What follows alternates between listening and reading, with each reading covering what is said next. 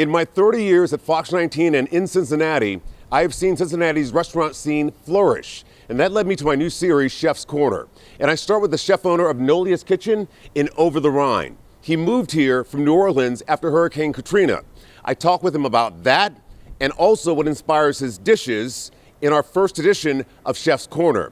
But keep in mind, you can watch these stories whenever you want, wherever Fox 19 now streams. You're watching the Chef's Corner with Rob Williams on Fox 19 Now. How you doing? Good, how you doing? Doing good. You got a recipe? I'm Jeffrey Harris, chef and owner of Nolia Kitchen. I've been open for 3 years. I started cooking when I was 4 years old. My great-grandmother was the chef of the church. My mom was a chef throughout New Orleans, and my grandmother fed the neighborhood. She would sell plates out of her house, and that's how bills were paid. My mom got me a job with her. I was at this place called Garfield's Restaurant and Pub, and I was a fry cook. I watched the guys cooking on the grill and watching the guys work saute, and was like, all right, I need to do something else. And so when I was slow and they were busy, I was like, how can I help? And the guy showed me how to put diamonds on the steak and grill marks on the chicken. And I was like, all right then. And eventually I started working those stations. So I'm gonna get some sauce on the plate here. I learned about teamwork. I learned about how to use every single part of the food that you get. How we reuse product, how we grow and work as a team, and also how do chefs handle their staff. Then Katrina happened. We were shooting pool in the garage. Then we saw the garage door being pushed in from the wind. Balls on the pool table started moving, so the wind was like real strong. Like, then we look outside, you see like siding coming off and stuff like that. We couldn't get to the Superdome where we were, and so it was like, we got to go to Baton Rouge. So we got to Baton Rouge with all the stuff that we had, and we got on the bus. And that bus was like, all right, this is it, as far as we're going. And here we are, 20 years later.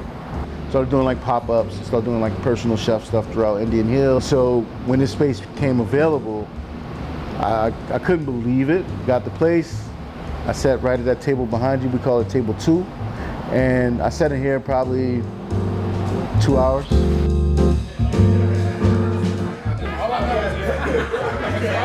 So I started thinking about all the cultures, like where I would eat and what that food meant to me and all these things. So I started conjuring up what I wanted. And before I left, I knew I wanted to have cornbread. I know I wanted to have hot sauce. So 8 months after we opened up, James Beard came knocking, and so did everyone else. And at that time, I think we were just getting known in the city. I didn't know we were popular outside of the city, or as popular. Like, you're a professional chef. What's the one chef pro tip you can give to all the people who are watching right now in terms of what they don't do right in the kitchen? I think seasoning food is probably the best thing. Seasoning and tasting your food. Food doesn't taste good. And when you talk, and you're just talking salt. Yeah, salt. So we're getting ready to plate Mama Wanda, Yeah, named after your mother. yeah. When you make the dish for your customers who come in through that door, do you always make it for your mother too? Yeah, always. For me, like to have my mom name on the menu. And so when people, like when I'm over here where he's standing expediting and hear people be like, I'm gonna have the Mama Wanda. Other people are saying her name outside of me, so that's the pinnacle for me. My mom loves seafood. Yeah. So we got shrimp. So now we have the grits going. Yes. So these grits are unicorn grits, and so they're like a purple corn. What about bringing your food to Cincinnati, Ohio? What does that mean to you? It means everything. I mean, because like this city kind of helped make who I am. Because when I got here, I was a different chef, and now that I am here, why not let them know a little bit about me, since they let me know a little bit about them.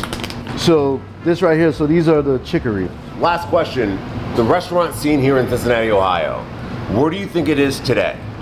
I think it's better than it was 10 years ago. Yeah. You know, because like, one, I think we got more chefs that are not corporate anymore. It's more chefs that are independent, so they're not under the strength of like, hey, we only do this kind of food. Like, chefs are now telling their own stories from their food, and also that makes everything a little bit better. It's not as commercial anymore, and I think that's what it needed, like, to not be commercial. So that's really it, and that is the Mama Wanda right here. Yeah, so the best way is to take the head. Take the head. I'm not scared about that. If we're going to be the next food city, Yeah. I think if people are looking at Cincinnati the way they're looking at Cincinnati now, let's give them something to look at. Sure. It takes all of our restaurants to be good for us to be a food city. So, Chef, we're lucky to have you in town. thank you, brother. All the best to you. Thank you. Thank you. This has been the Chef's Corner with Rob Williams on Fox 19 Now.